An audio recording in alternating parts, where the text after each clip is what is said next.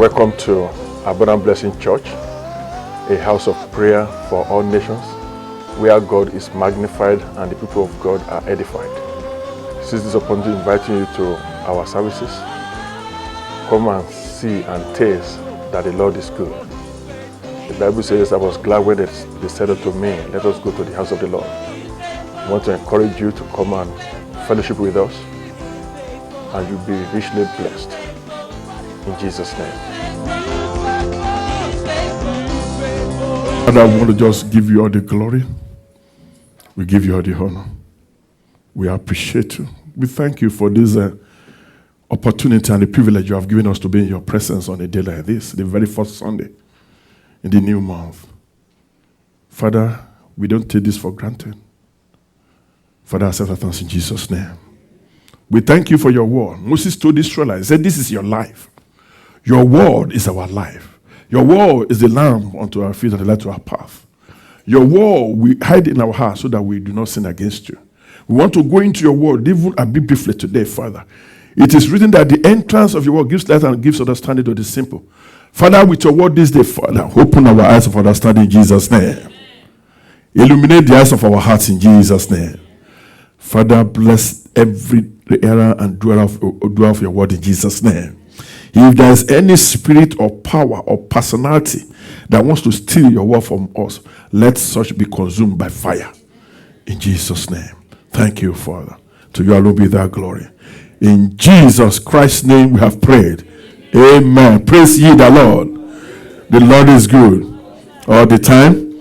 Calvary greetings to you all in the precious and the mighty name of our Lord and Savior Jesus Christ.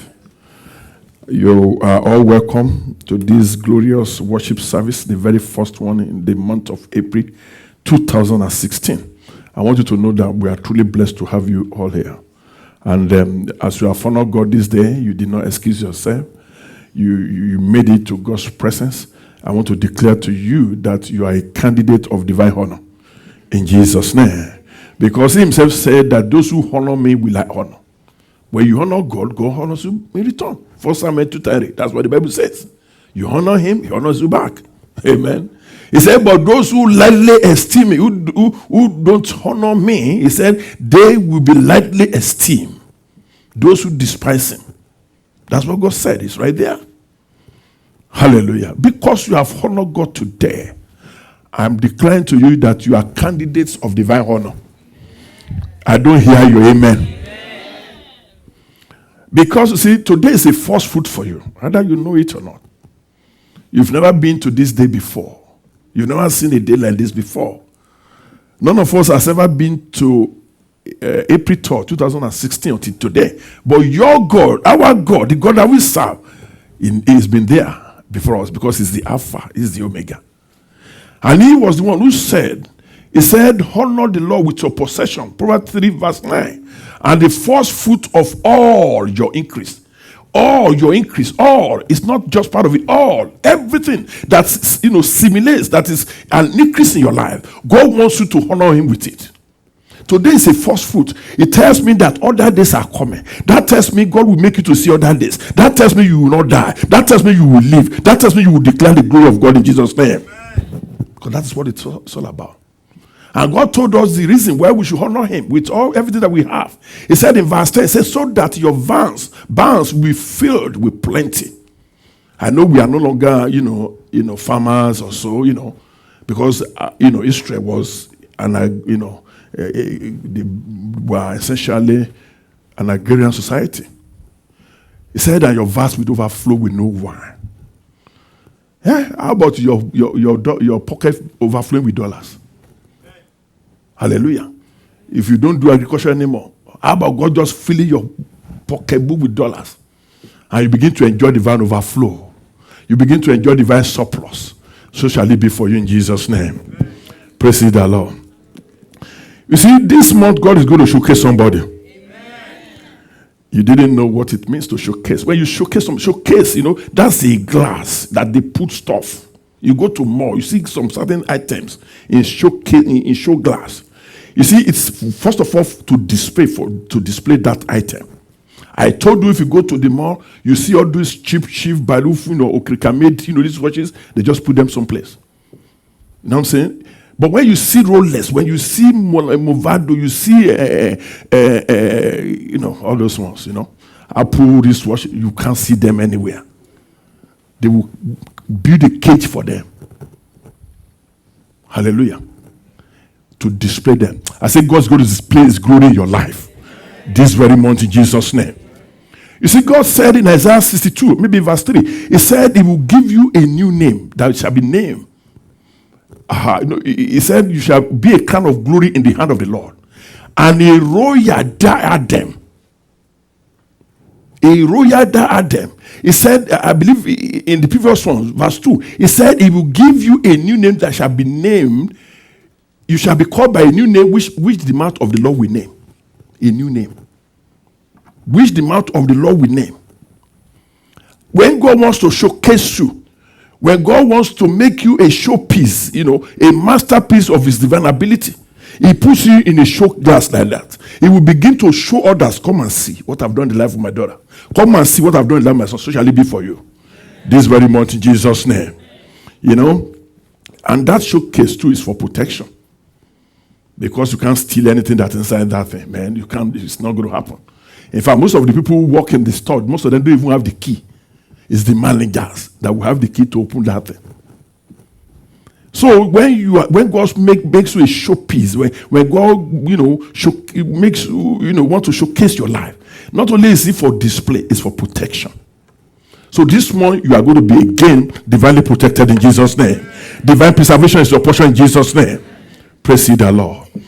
And this month, you see, God is going to do something else. Somebody is going to be brought out of twilight to limelight. You have stayed in the twilight zone of life. God wants to bring you out of that twilight zone and bring you to limelight. When you showcase somebody, how can somebody be show? You are showcasing somebody, and that person it's not going to happen. That person has to be placed conspicuously for everybody to see, for all eyes to behold. Hallelujah. You are going to be like a house that is built upon a rock that cannot be hidden. You can't build a house on the rock and they say, everybody will say, wow, look at that house. I said this very morning, in the mighty name of Jesus Christ, God is going to bring you out of obscurity to limelight. He's going to bring you out of obscurity to prominence. If God did in the life of Joseph, this guy was in a prison one day. Second day, he was in the palace. Mordecai was sitting by the gate of King Ahasuerus. But do you know that the Bible says in Esther chapter 10 verse 2 that same king promoted him and made him to be the second man in command in his own kingdom. These were foreigners. Esther, who had no father, no mother, became a queen in a foreign land. You want me to talk of Daniel? Daniel, who was supposed to have been killed by a lion. But do you know if you are serving the Lion of the tribe of Judah, you see no lion can tear you. You didn't understand what I'm saying to you. Because our God is the Lion of the tribe of Judah. When you are serving this our God, there is no lion, either physical or spiritual, that can have any effect on you. Hallelujah. The Lion of the tribe of Judah. They put Daniel, they put him there. They told the king was actually mourning already. But when he got there, I said, Daniel, because when the lion, the physical lion was there, the Lion of the tribe of Judah was there with them. And he shut up the mouth of the other lion. Praise the Lord. I said to somebody, this April shall be your beginning of months for victory. Your beginning of months for breakthrough. Your beginning of months for blessing. You see, people of God, when God told the Israelites in the book of Exodus, chapter 12, he said to them, he spoke through Moses and Aaron. He said, go and tell my people. Verse 1. Said this month, this in verse 2 now, he said this month. That was April, and we are in April. God converted their April to become their January. What can God not do? With God, there is no impossibility, people of God. If you can hold on to this God. I don't know what you are going through. I don't know what is going through you. All I know is that your God is a powerful God. That power that raised Jesus Christ up, I told you last Sunday, belongs to you if you can just believe God. If you stop being an unbelieving believer, If you know what God can do, if somebody was there for 3 days, it will take even just for 1 hour to resuscitate somebody who's dead for 1 hour in hospital. It takes a lot of strength and energy, and actually courage. Not to talk of 3 days. I am talking of the surpassing power of God, an incredibly great power of God, according to Ephesians 1:19, to those who believe.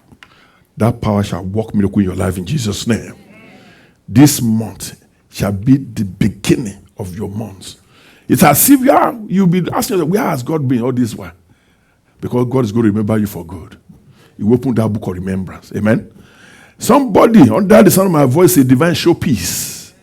You are the masterpiece. When you see all those people who are artists, they say that's a masterpiece. They do one coloration, says a masterpiece.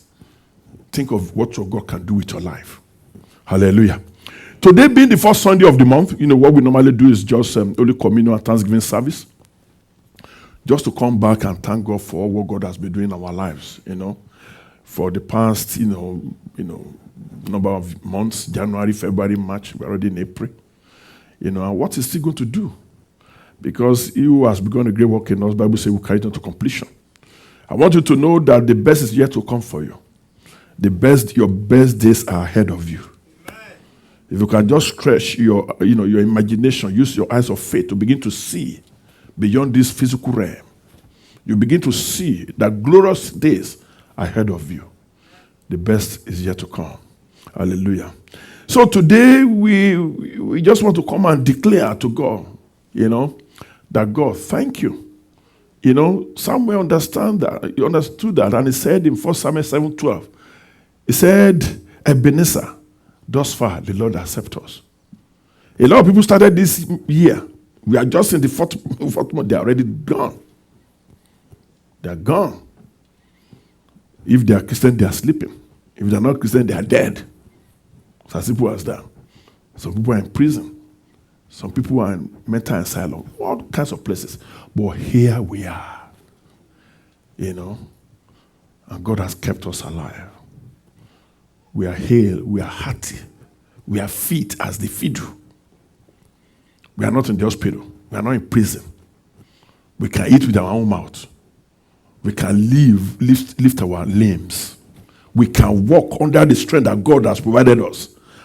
People of God, Ebenezer, thus far the Lord God accept us. We have rule over our head. Hallelujah. And I put in our nugget today, I said some people, they can count all they do is to begin to count their problem. Count their challenges. You see, some count their blessings on their fingers. 1, 2, 3, 4, 5, 6, they are done. Because if you cannot pause to think, you will not be able to thank. If you cannot think and say, because I told you the word think and thank, they are from the same root word. If you cannot pause to think and just say, let me reflect on what God has done in my life, and you begin to look at the challenges, because people go, I don't care who you are. Everybody goes through one challenge or the other. There is no one who is immune to challenges in life. Yours might be different from mine, but it's still a challenge. Yours might be bigger than mine, but it's still a challenge. Hallelujah. But if you can just ponder and think and ruminate and mutter upon all those things that God has done in your life, you will say, Daddy, Ebenezer, thus far the Lord accept me. If not for God, where will I be? That is why the psalmist says, Psalm 103, verse 1 to 5, said, bless the Lord, oh my soul. Said, bless the Lord, and all that is within me, and forget not all his benefits. Most of us, we are quick to forget the benefits of God. Did you know that small snow that started? I came to church around 3, and the snow was just like small. By the time I looked out, I said, no. As a matter of fact, I was contemplating. I had to ask what's happening in other churches. But before I saw somebody else just telling me, I can't make it to church today. And I said, okay, this is a sign. We are coming to church. Hallelujah. And that person who tested me would never test me for anything. Isn't God good? That small snow, some people could have driven on it and they will have got into an accident. But that's not our portion. Hallelujah. Instead of you to be counting your trouble or your challenges, begin to count your blessings. That we can still maintain our sanity in this insane world is enough reason why you and I should begin to thank God. I don't take anything for granted, people of God. Hallelujah. The Bible says, in everything, give thanks. For this is the will of God for you in Christ Jesus. And he said in Ephesians chapter 5 verse 20, he said, giving thanks always to God the Father, to our Lord Jesus Christ for all things. Whatever you are going through, whatever is going through you, still thank God in that situation. Because your God has the ability, he has the capability, he has the audacity to make that thing to work together for your favor. Hallelujah. He knows the end from the beginning.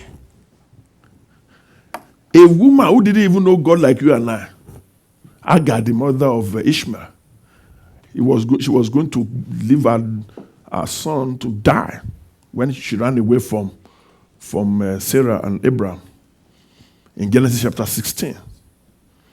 Lo and behold, as she was running away, God was looking at her.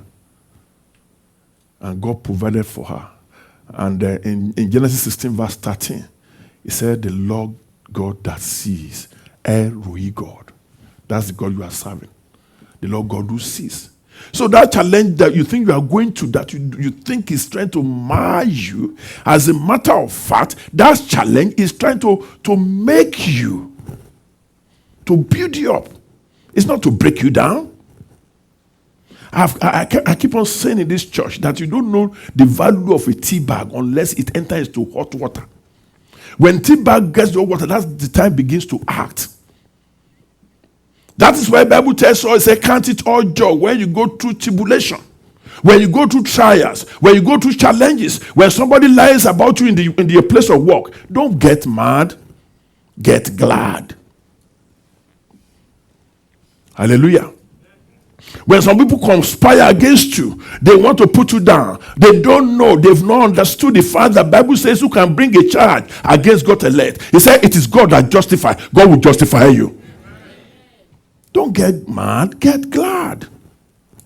He said, count it all joy. You know, James chapter 1, when you go through challenges, maybe verse 2, he said the trial of our faith produces perseverance, produces patience. Hallelujah.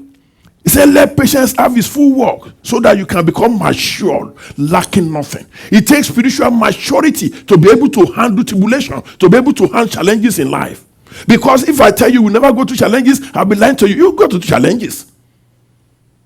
Somebody you trusted before might just go turn back and backstab you. What do? Hallelujah. Go get mad, get glad. Count it all joy. God is building you up.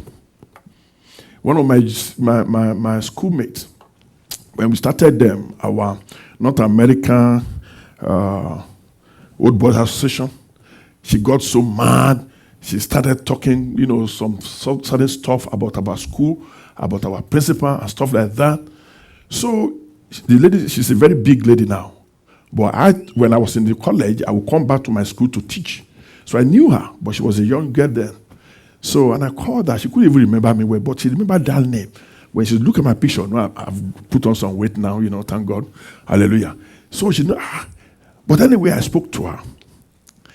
Then, because she has a radio program, she told me, oh, you need to come to my radio program. Please, please, please. What you have told me today, you need to come and say it in my radio program. And I said, today is our Bible study. My Bible study ends at 9. Oh, I'm going to delay the thing for you. Anyway, long story short, this lady said that prior to me talking with her, she said she's been going to therapy. This is a lady about 45 years old now. But she said the day I spoke with her, she said she slept. And ever since then, she's been sleeping without medical, taking pills and stuff. And what did I tell her? I told her the work of God. I told her the word of God. I said to her, let go, let God. That was the mainstay of what I told her. Forget those things that are behind. Press on forward to the outward good that is in Christ.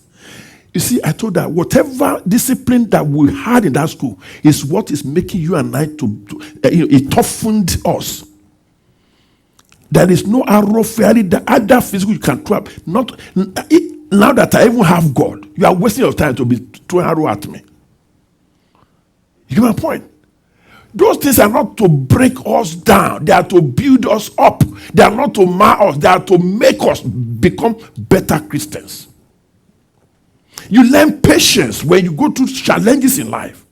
Because Bible says what the devil meant for evil, what the enemy meant for evil, God will turn it for our good. All things work together for the good of those who love the Lord, who are the called according to his purpose. So when you go to challenge people of God, don't begin to throw temper tantrums.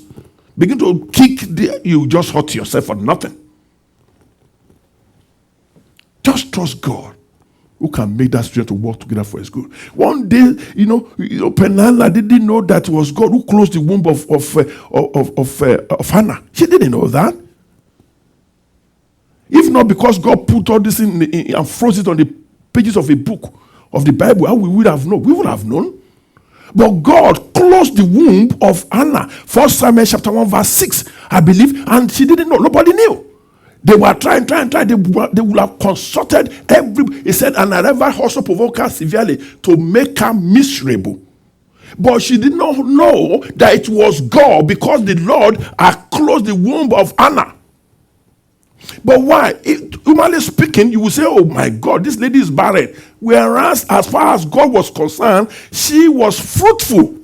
God was working according to his own timetable, for his timetable for the life of Hannah.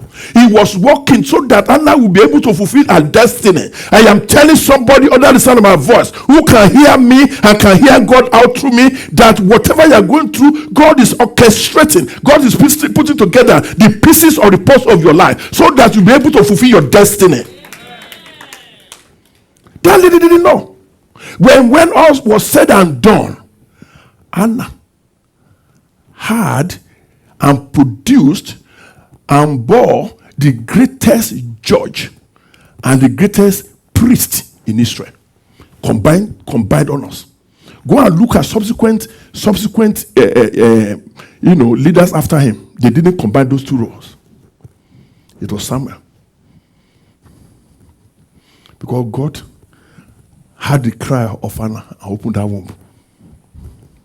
I am believing that God will make grace to abound to you too, in Jesus' name. So, count it all joy. Bible says we glory in tribulation. You glory. You go through challenges. You glory. You just think, I trust you, God. You're going to come through. I thank you in that situation. One day, this guy, Jonah, he offended God. God told him, okay, Jonah, I need you to go to Nineveh. He said, God, these people, they are bad people. They are pig-headed, stony-hearted. They can't change. I'm not going to go. He quickly thought God would not see him. Quickly boarded a ship going to ashes. They say 1,000 Samuel cannot run away from God. You understand what I'm saying? They can't run away. Where can you run away from the presence of God? David said, if I go even to Sheol, Psalm 139, he said, God is there. The Bible says that the eyes of the Lord, First Chronicle chapter 16, verse 9, it said the eyes of the Lord run to and fro to the universe to show himself strong. No, maybe First Chronicle, Second Chronicle, to the universe to show himself mighty and strong. To those, for the eyes of the Lord run to and fro throughout the whole earth. Throughout the whole earth. Throughout. There is nowhere anybody can hide from God. Nowhere. Whatever you think you are going through, nothing catches God by surprise. Oh, I didn't know. Not our God. Oh, I was napping. Oh, no. Don't you see how Elijah messed up the bed? He said, oh, cry more. Maybe your God is sleeping. But the Bible says that our God never sleep nor slumber. That is why he said the sun shall not smite you by day, nor the moon by night. You have 24/7 protection. Our God doesn't sleep. Psalm 121. But look at that. Except for the eyes of the Lord run to and fro throughout the whole earth to show himself strong on behalf. Something that wants to destroy you, wants to come, your God will say, no way, touch not my anointed, do my prophet no harm. He will say, devil, back off. And they will say, oh, I'm sorry, God, I'm sorry. Don't you know that is one day the devil, put very filthy garment on behalf of Joshua. And do you know how God described Joshua? In Zechariah chapter 3, maybe verse 3, the way God, he said, now Joshua was clothed with filthy garments and was standing before the angel. Keep on going, please, quickly. He said, there the answer, and spoke to him, who stood before him, saying, take away the filthy garment from him. The devil wanted to defy Joshua.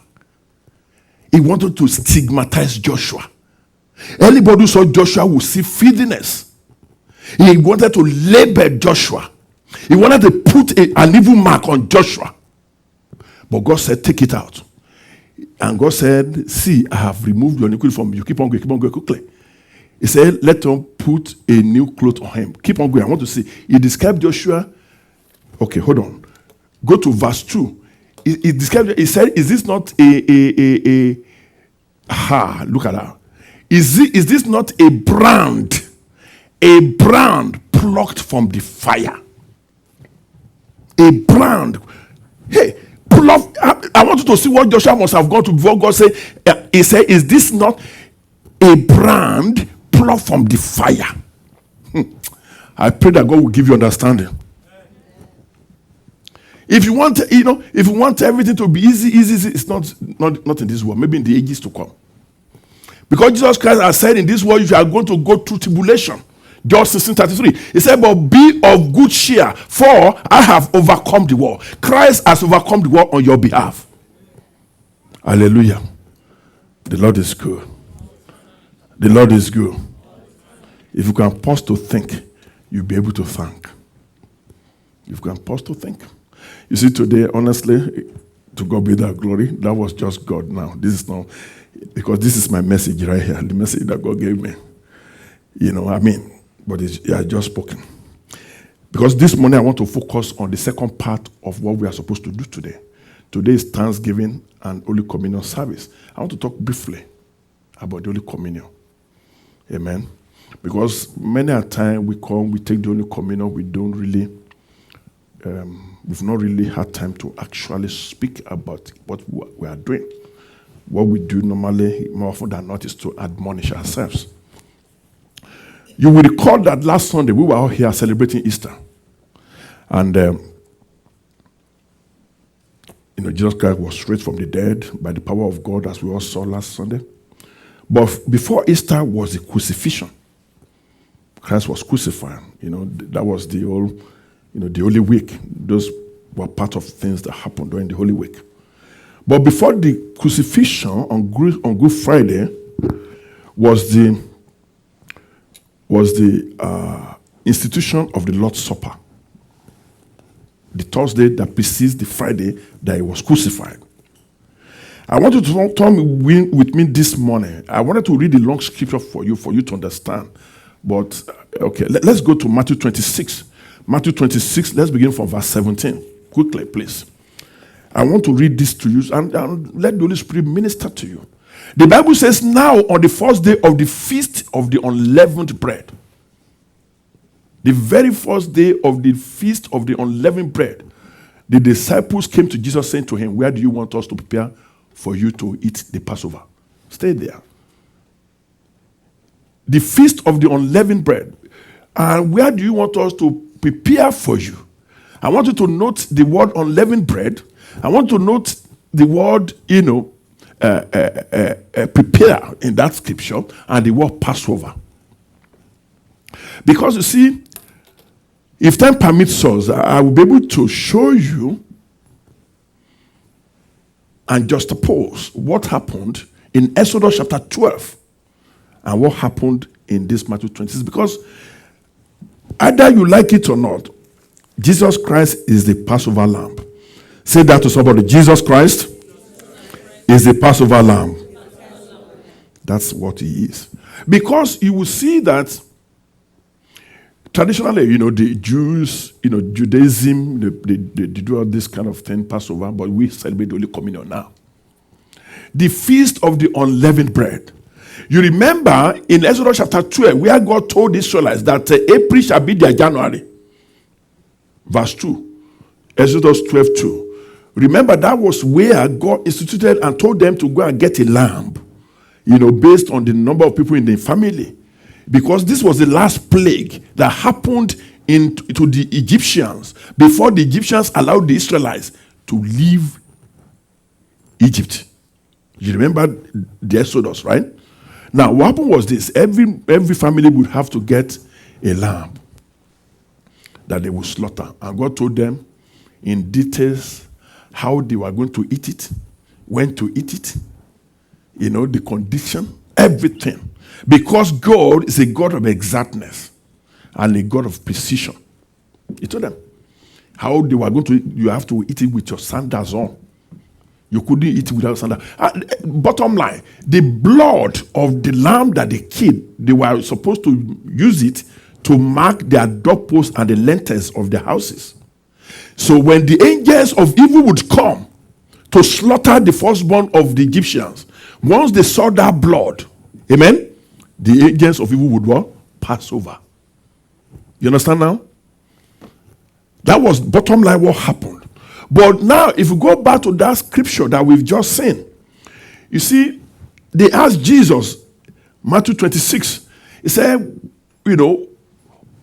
the first day of the Feast of Unleavened, by the time Jesus Christ entered into Jerusalem, if you put it into perspective, that was when everybody was coming to Jerusalem to celebrate the Passover. So there were a lot of people in Jerusalem at that time. That was when Jesus Christ made that triumphant entry into Jerusalem. That was the first day of the Holy Week. Amen. Because there were a lot of people. This was just Christ who never wanted anybody to know who he was. He would perform miracles. He would tell that person, don't tell anybody. But this time he wanted to showcase himself. That is why I know God is going to showcase him. You know what happened? You see, for about 14 days before the feast would be done, in Exodus 12, maybe verse 15, God told them, amen, Exodus 12:15, 7 days you shall eat unleavened bread. Say unleavened bread. Say unleavened bread. So if there is an unleavened bread, there is a leavened bread. Right? Word and opposite. God said for 7 days they're going to eat unleavened bread. On the first day, you shall remove leaven from your houses. For whoever eats leavened bread from the first day until the 7th day, that person shall be cut off from Israel. Look at that. Because you see, I said Christ is the Passover lamb. Amen. Now, let me quickly show you something. I hope you'll be able to put it together. In the 1 Corinthians chapter 5, verse 6, Bible says, this was Paul, admonishing the church in Corinth. He said, your glory is not good. Do you not know that a little leaven leavens the whole lump? A little leaven leavens the whole lump. God said, take all the, leavened bread out of your house. You shall not eat it. What is leaven? Leaven is used for fermentation. Those of you know agriculture. Those of you drink palm wine, used to drink palm wine, Kegas Club, all those things. It's for fermentation. Now, that tells you the same way in this world. How sin is fermented by carnality, by worldliness. That's why God said, you shall not eat leavened bread, you shall eat unleavened bread when you want to do the Passover. Hallelujah. If you look at that scripture in the next verse, it said, therefore purge out all the old leaven, that you may be a new lump, since you truly are unleavened. For indeed Christ, our Passover, was crucified for us. He said, therefore, let us keep the feast, not with the old leaven, nor with the leaven of malice and wickedness, but with the unleavened bread of sincerity and truth. I am trying to show you, when you are doing the Holy Communion, Because I don't have the time to begin to tell you, how Christ instituted the Lord's Supper. We should remove everything that simulates leaven in our life, because a little leaven leavens the whole lump. Because think of it, those of you who are married, you might be able to relate to this more than those who are here married. Let me just stay there. Because if, for example, today, I thank God for my sister, she said this month is the anniversary of my wedding. Amen? That's what she said. Now, maybe our daddy will be taking our sister to one, hotel or one restaurant or wherever they want to go. They are going to reunite their honeymoon again, right? So I'm going to ask you at the end of the month. So, don't you know, if daddy had told our mommy that, we're going to celebrate our anniversary, wedding anniversary in a special way this time around, okay? Don't you think that mommy will be making preparation to give, maybe what she's going to wear, the kind of hair, everything, you know what I'm saying? So that day will be glorious. Amen? The same way, when you are doing, you're taking the Holy Communion is like an anniversary dinner with your God. Just like husband and wife will go, to celebrate their anniversary. It's like an anniversary dinner with your God. And it takes much preparation. That was why the apostle came to Jesus. They said, where do you want us to prepare for you to celebrate the Passover? Boy, Christ is the Passover lamb.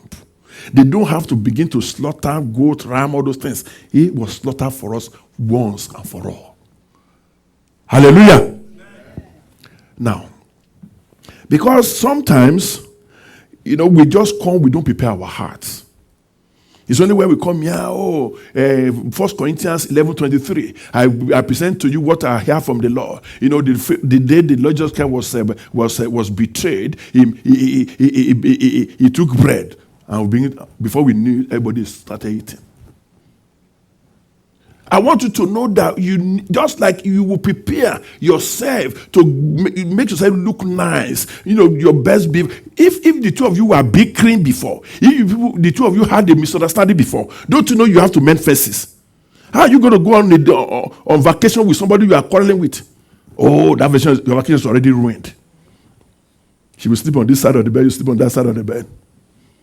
You know the point? You have to mend fences. You apologize. Whatever you got to do it. Otherwise, you are wasting your time and you are going to waste your money, go on vacation or celebrate the anniversary.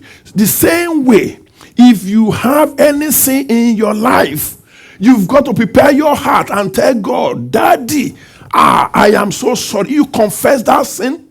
Hallelujah. You repent of that sin. Not only that, then you ask for forgiveness. That's part of the preparation, because a little leaven leavens the whole lump. Any unconfessing in your life will ruin your life. It not only will ruin your relationship. Any sin you do not deal with in your life will deal with you ultimately. The Bible says in 2 Corinthians chapter 7 verse 10, it says, godly sorrow. For godly sorrow produces repentance. Godly sorrow. You repent. You are coming to take Holy Communion, just as you are celebrating your anniversary dinner date, right? You prepare. Then you prepare. Preparation involves repentance. Then the Bible said, leading to salvation. It said not to be regretted. It said, but the sorrow of this world produces death. You prepare yourself, and you let God, deal with those sins in your life. But if you are saying to yourself, oh, no, I'm a holy person, I don't commit sin, then you are making God a liar. But God said you are a sinner. God said, I am a sinner. I am guilty as charged. Because the Bible says in 1 John chapter 1 verse 8, it says, if we say we have no sin, we deceive ourselves, and the truth is not in us. But the Bible goes on to tell us that if we confess our sins, it says God is faithful and just, who will forgive us all our sins and cleanse us of all unrighteousness. The next verse says, if we say we have not sinned, we make him a liar. When you say, oh, no, I'm holy, no, he said, you have made God a liar, and his word is not in us. I am trying to let you see what you should do before you take the Holy Communion. Because I might not have the opportunity again to talk to us like this. It's not something you just come and take. I know the Bible says in 1 Corinthians chapter 11, 25, 27, they say, examine yourself. But I'm telling you, how do you examine yourself if you are still harboring sin? You might be saying, what sin? I don't commit murder. I don't fornicate. I don't do this. How about malice? How about disobeying God? How about picking and choosing which part of scripture you obey? The Bible says that the thought of foolishness is iniquity. The Bible says that if there is a good you know to do, that you should do, that you didn't do, it's that you have committed sin. The Bible says fear is sin. Nehemiah chapter 6 verse 13. The Bible says that if you do anything out of faith, it is sin. So it's not just murder, it's not just adultery, it's not, all those things too are sin. But I want you to know that the standard of God is very high. That is why the Bible says in Ecclesiastes chapter 7, I believe verse 20, it said there is no one in the world who does good and does not commit sin. That's what the Bible says. So don't come and begin to tell God, oh, I'm too old. God sees, he knows you better than you know yourself. So, but the best thing is to just come to God and say, Daddy, I am so sorry. Please forgive me. Forgive me. Because let me tell you, God commands that everybody should repent. The Bible says in Acts chapter 17 verse 30, it said the time of ignorance, God overlooks. God winks. Actually, the Bible says winks. You wink your eyes. God overlooks your sin. He said, but now commands all men everywhere to repent. Some of us, we still indulge in a lot of things. And we still come to church. And we don't seize the opportunity to repent. Please, I want us to please examine ourselves. Anything that would mar our relationship with our God is not worth it. Any relationship we take above our relationship with our God is idolatry. God commands that all men everywhere to repent. Amen. Hallelujah. Did you know what God says in Luke chapter 5 verse 32? Which is one of the essence of Christ, coming, dying for you and I. He said, I have not come to call the righteous, but sinners to repentance. He wants us to repent. As we partake of the Holy Communion, please, not something we should take with levity. Without really, thinking, pondering upon what we are actually doing. Hallelujah. Matthew 26:17. Where do you want us to prepare for you to pass for the Passover? Amen. Keep on going. Verse 18. And he said, going to the city, a certain man, everything came as he said to them. But did you know, as they were about eating the meal? Hallelujah. You know what happened?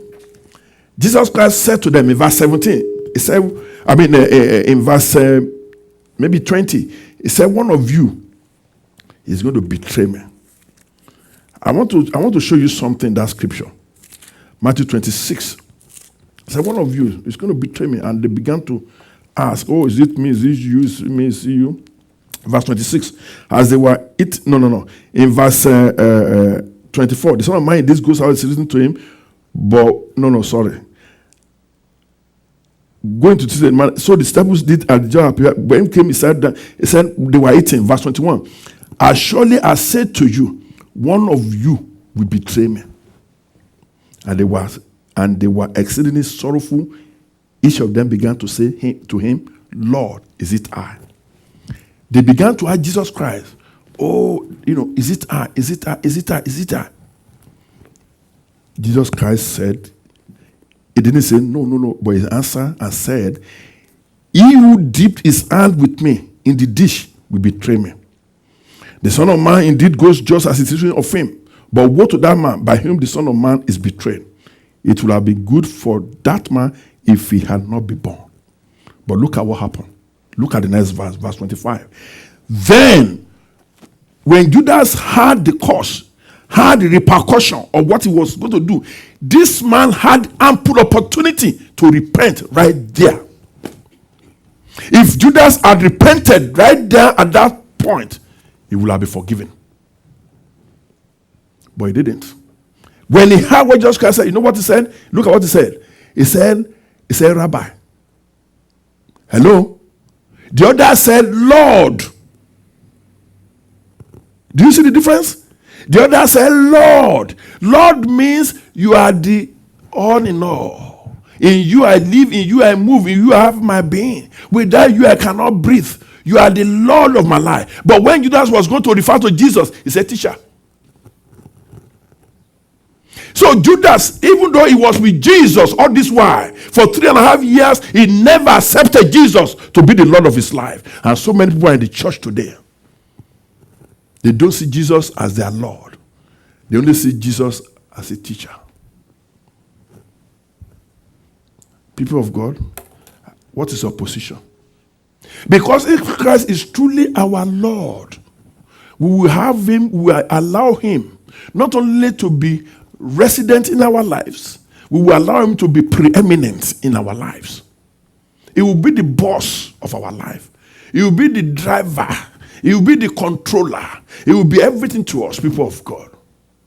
But some of us, I told you the last part of our life that is born again is our finances. Oh God, you can be my savior. But, I don't know about this lordship thing. We will have to reconsider. Or we can bargain concerning it. Oh Lord, you know what? I don't mind you being being the savior and being the Lord, but when it comes to my finance, it's a no-go area. That's why some people, they are in church for 100 years, they will never obey Malachi chapter 3, verse 8 to 10. They won't. Because they don't allow Jesus Christ to be their Lord. You can cry, you can jump, you can preach, you can do, they don't care. Judas was with Jesus. He didn't refer to Jesus as the Lord. He said, Rabbi, teacher. God will have mercy upon us in Jesus' name. God commands each and every one of us to repentance. Because communion, like I said, is an anniversary dinner with God. It is important for you to prepare your heart before you partake in the ceremony. If a sin is straining your relationship with God, what you have to do is to confess that sin, repent of the sin, and ask for forgiveness. Hallelujah. Turning away from sin, repentance is turning away from sin, and you change your mindset. I told somebody told me, and I said, listen, my sister, I said, it's no demon. Stop lying about demon. Demon have no control over you. It's true. If you know who you are in Christ, no demon. No, because as we are positionally speaking, we are the right hand side of God. Because that's where Jesus Christ is. Hello? Go and read Colossians. The Bible says in Colossians chapter 3, verse 1 or so, it said, if you are raised with Christ, or something like that, if you then were raised with Christ, seek those things which are above, where Christ is, sitting at the right hand of God. If you begin to read that scripture down, you are seated in Christ, you are in the same place that Christ is positionally. So, and the Bible tells us that when God raised Christ up, according to Ephesians 1:19-20, he said, Christ, by the power of God, is seated at the right hand side of God. He said, far above principalities and power and ruler of darkness. So, why how can something that the Bible says whoever is above, right? It's above all. So, if I'm above principality, how can that principality be attacking me? It's wasting his time. Can go and attack somebody else. Positionally, that's why we are. Amen? Some people don't believe me. They say I'm sitting here, they say I'm there. That's why you are. Read your Bible. You have to know who you are in Christ. I told that lady, I said you can never be demon possessed. You can be demonized. There's a difference between demonization and being demon possessed. No demon. What's that demon? Because your body is the temple of the Holy Spirit. It will be affront. How can a demon wants to live where Holy Spirit is living? What an affront. How can that be? Demon and Holy Spirit living in the same place? It's not going to happen. Once God has spoken, twice I've heard that power belongs to God. God has too much power for him to be competing with demon, to stay inside that. Because God cannot live in temple that is made by the hand of man. That's why the Bible says our bodies are the temple of the Holy Spirit, the temple of God. So if God is actually living in you, no demon can be inside of you. And I told her, and it's a mindset. Hallelujah. The way you are thinking. The Bible says in Proverbs 23:7, as a man thinks in his heart, so you see, if you think you are a sinner, or you have sin consciousness, guess what will be happening to you? You'll be falling to sin. But if you truly believe what God has said about you, that you are above all those things, come on. Sin will come and say, be careful, sin. Or temptation, whatever it is. Hallelujah. God have mercy. Say, God have mercy. I'm confusing some people. But all I'm trying to tell you today is that you get rid of your old level in your body. Get rid of those levels. And then let us begin to do the right things for God. So your attitude to the Holy Communion is again 1 Corinthians chapter 5 verse 7 to 8. You can go and read 1 Corinthians 5, 7 to 8, your attitude. Therefore, purge out the old leaven that you may be a new lump, since you truly are unleavened. For indeed, Christ, our Passover, was sacrificed for us. In verse 8, it says, therefore, let us keep the feast, not with the old leaven. So if there's something in your life today that you know doesn't glorify God, because I want you to be able to partake in the Holy Communion. We do Holy Communion in this church. The only provision or the proviso for taking it is just be born again. But if there is a sin, you confess it, you repent of the sin and ask for forgiveness. That is the way it is. Another attitude is 1 Corinthians chapter 11, maybe verse 27. 1 Corinthians 11, the Bible tells us, it said, therefore, whoever eats this bread or drinks this cup of the Lord in an unworthy manner will be guilty of the body and the blood of the Lord. Unworthy manner, because when you don't pay reference, you just take it and in a nonchalant way. You don't care. Sin is there, you don't care. This guy is just talking his own. God will say, okay, I care. Because the Bible goes on to tell us some people, they do that. They did that. And what happens is that some of them, they are sick. Keep on going. 28. It says some are sick. It says some people, they drink it in an unworthy manner. They sleep. When the Bible refers to somebody as asleep in the Bible, that person is dead. You know what I'm saying? So, but God doesn't want that to be our portion. So that is why you have to examine yourself. You don't want to drink judgment to yourself. You don't want to eat judgment to yourself. Because the bread signifies the body of Christ that was broken for you. The Bible says in Isaiah 53, I believe verse 4, it said, he bore all our griefs and carried our sorrow. He said, yet we are still stricken and smitten by God and afflicted. In verse 5, he said, but he was wounded for our transgressions.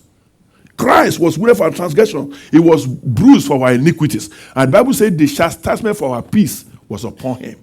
And by his stripes we were healed. So the bread signifies the body of Christ.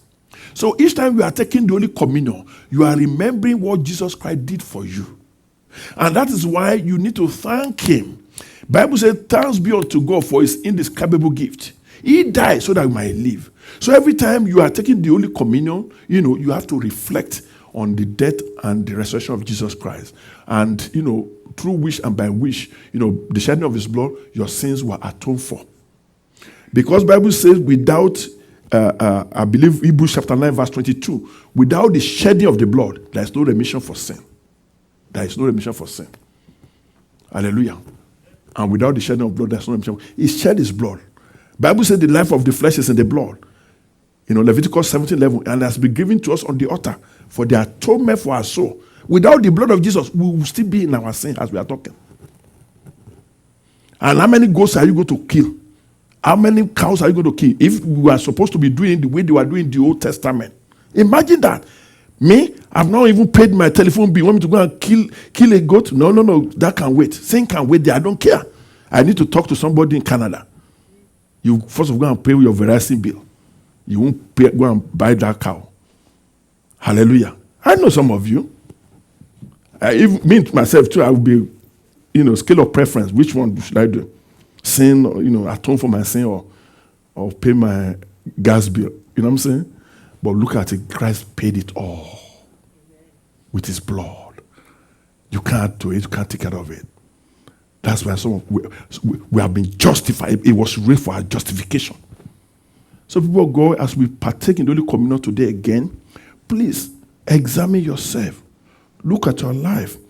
Because when you partake of the communion, it reminds you of forgiveness of sin, that your sins are forgiven. It reminds you of hope of his return. He said, I will not partake of it until when he comes back.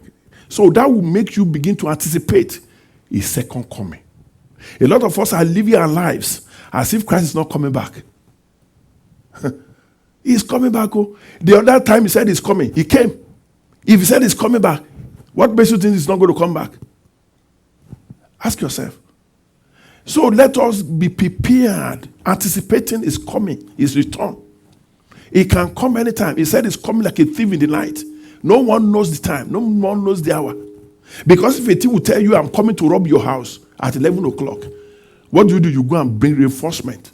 I will invite my brother there, because, he's very strong. Hallelujah. Come and help me stay in my door. And I invite some other people. But the thief will not, but some thieves in some country, they announce, hallelujah. They will tell you precisely when they are coming. But thanks be unto God. God is God. Say God is God. Say God is good. The Bible says in 2 Corinthians 9:15, thanks be unto God for his indescribable gift. Christ is too much. What God did for you and I through Jesus Christ, there is no amount of thanksgiving we can give back. No amount of service. What he did for us. He said, greater love no man than did that a man should die for his friends. Think of what Jesus has done for you, people of God. And begin to examine yourself. What have you done back in return? The psalmist was asked, what shall I render unto the Lord for Lord's benefit towards me? What can we render? But he said in that same scriptures, he said, I will render thanksgiving. I will offer him thanksgiving. So this morning, people of God, we are going to do Holy Communion. But before we do Holy Communion, we are going to do the congregational thanksgiving. Examine your life. Think of what God has done for you. His preservation, his protection, his provision in your life. And this morning, give unto God, a generous gift. God will bless you in Jesus' name. Let us rise up. The choir will lead us.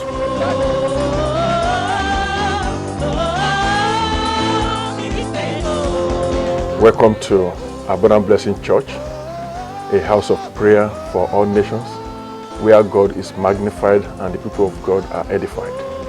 This is opportunity inviting you to our services.